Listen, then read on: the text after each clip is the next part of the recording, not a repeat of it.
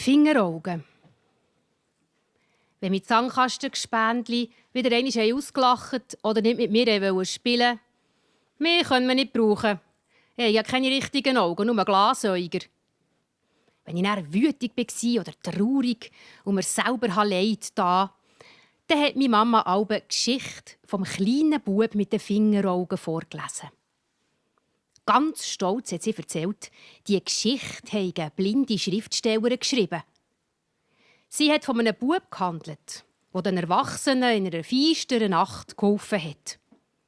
Sie haben etwas verloren und verzweifelt gesucht, aber natürlich nicht gefunden, weil ihre Augen ausser Gefecht gesetzt waren und ihre Hände klobige Tötsche, die nichts gebracht haben.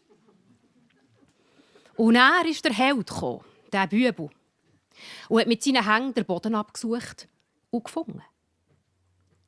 Wenn sie dich ausspotten, dass du keine Augen hast oder nichts siehst, hat meine Mama resümiert, dann denk einfach daran, dass du nicht nur 2, sondern sogar 10 Fingeraugen hast. Mir hat die Geschichte nicht gepasst. Zuerst einmal habe ich nicht recht begriffen, wieso die blinde Schriftstellerin nicht eine Geschichte hat geschrieben von einem Mädchen. Wieso gehen die Bubenkegel aus dem Feuer holen, hat mir nicht in den Kopf wollen. Und dann die Fingeraugen. Nichts gegen feine Finger. Aber ich habe genau gewusst, dass man das nicht vergleichen kann. Sie sind nur dann patenter, wenn das Licht ausgeht. Und wann passiert das schon? Alle Schaltjahre einmal.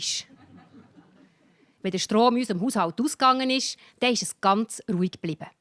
Nach einer Weile hat jemand meinen Namen gerufen.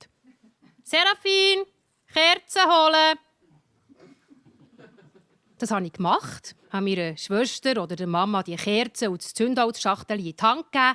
Sie haben das Hölzchen angezündet und damit die Kerzen und die Sache war geritzt. Aber so richtige Augen, das ist ja schon etwas anderes. Die sind so schnell, so genau, so sicher. Da mögen meine Finger nie nach.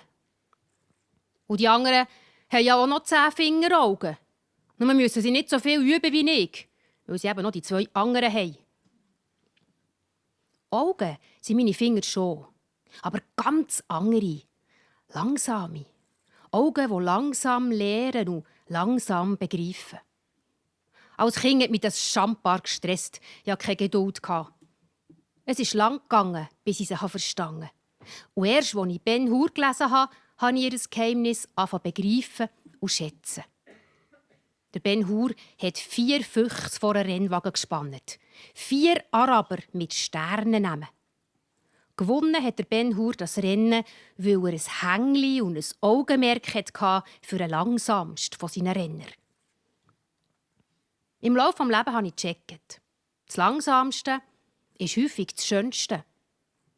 Ein 5-gängiges Menü mit Pause dazwischen. Der Liebstling streicheln, küsten, verwöhnen.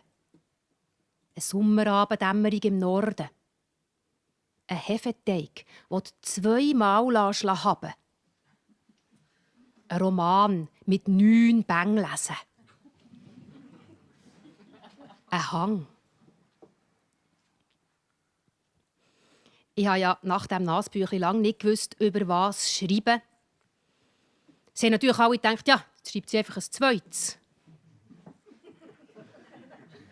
Die haben gefunden, sicher schreibe ich nicht nochmal das Gleiche. Ich habe Verschiedenes ausprobiert, angefangen, vorgeschossen, habe mich geärgert, hintersinnet. Ich glaube, man sagt dem Schreibstau. Und dann zu Triavna, in Bulgarien, in meinem Lieblingsland. Da weiss ich noch, ich bin mal am Abend in meinem Zimmer gestanden und dann hat es einfach nur so gerebelt. Das war, wie wenn man eine Schachtel mit schönen Sachen drin findet, die man gar nicht mehr gewusst hat und man die ausleert. Oder wie reife Äpfel, die ab dem Baum fallen. Und man muss richtig aufpassen, dass man alle verwirrt, dass sie nicht runterfliegen und ein Müsli bekommen. Und plötzlich habe ich einfach gewusst, ich schreibe über die Hang. Tour d'horizon. Hang aus Bronze, Hang aus Eisen, Hang aus Holz. Mehr oder weniger naturalistisch, mehr oder weniger stilisiert. Übergrosse Hänge mit Mordsfingernägeln. Hänge, die das Mass haben von einem Morgentauer. Und die winzigen Hängli, die aus Porzellan, in dieser Shopping-Mall, ist es zu China oder zu Dubai? Unendlich viele Porzellanfiguren, wie in einem Spiegelkabinett, wo ständig noch mehr und noch mehr Figuren auftauchen. Und ich bin gäng auf die Hängli los. Die unendlich verschieden geformten Finger, verschieden dick, dünn und lang, Teil gerade, Teil krumm, Teil verzworgelt, aber auch verschiedene Wölbungen gegen innen und bei den Gelenken gegen aussen, verschieden geformte Fingerbeere, längliche, rundere, eckige, verschieden kurz geschnittene Nägel, Teil schön rund, Teil gerade. Nur eine abgenagte habe ich noch nie gesehen an einer Skulptur.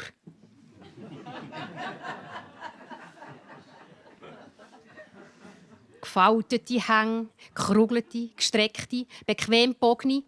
Ich konnte nicht aufhören. Wie der Hund da aussen, der nicht aufhören kann bauen. Hänge haben für mich ein besonderes Leben, ein Spiel, ein Geheimnis. Wenn mir jemand ein Baby in den Arm gegeben hat, bin ich gäng auf die Hängli los. Glatt wie eine Kirsche, ohne Narben, Schwillen, Hornhaut, mit diesen unendlich beweglichen Fingerli und den Patschhängli, die ich endlos tätscheln und hämpfeln. Auch die Füssli haben mir gefallen in ihrer Unschuld, mit ihren tapsigen Zehen und diesem leichten, eleganten Schwung. Aber die Hänge sind einfach oben aufgeschwungen. Einfach schön, einfach aussagekräftig, einfach ein Universum für sich. Und jetzt, als ich beim Handleser war und gelernt habe, dass der Mensch in der Hang, in der Stimme und im Duft manifestiert ist es ja auch klar, wieso wir diese Hänge als Essenz vom Leben so angezogen haben und gäng noch anziehen. Hampfeln. Wie schwer wägen den Hampfeln Glück? Und wie schwer ein Hampfeln Unglück? Kann es sein, dass das Glück so leicht ist, dass ich gar nicht merke, dass ich es in der Hand habe? Und kann es sein, dass das Unglück so schwer ist, dass es schwerer ist als meine Kraft?